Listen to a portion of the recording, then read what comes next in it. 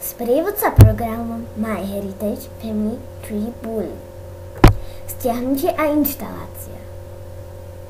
Stahuj.cz je ideálna stránka na stiahnutie tohto programu. Po zadaní do riadku MyHeritage zvoľte položku Family Tree Bullet. Kliknite na stiahnuť. Kliknite na súbor s týmto obrázkom. Nový rodokmeň.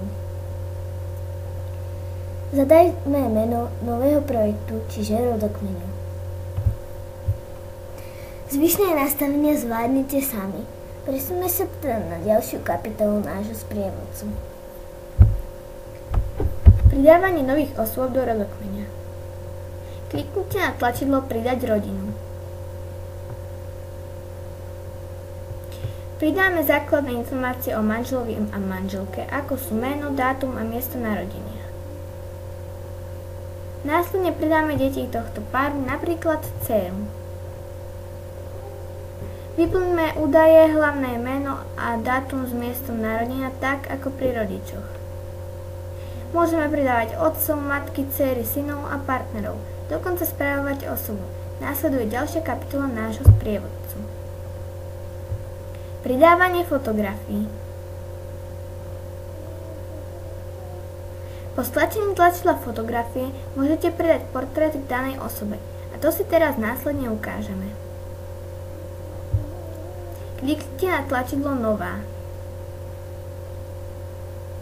Kliknite na tlačidlo Nové fotografie.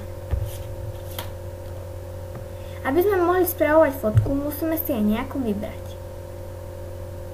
Pokiaľ si nie ste istí, akú fotografiu vyberáte, je vám k dispozícii náhľad.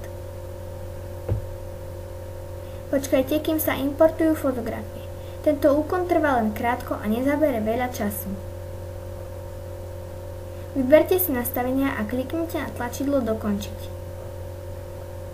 Môžete si vybrať, či je toto portrét aj viacerých osôb pomocou Priradiť, označiť tvár pomocou rovnomenného tlačidla a nastaviť toto ako portrét. Potom kliknite na OK. Choďte na strom a môžete si všimnúť, že fotka sa priradila.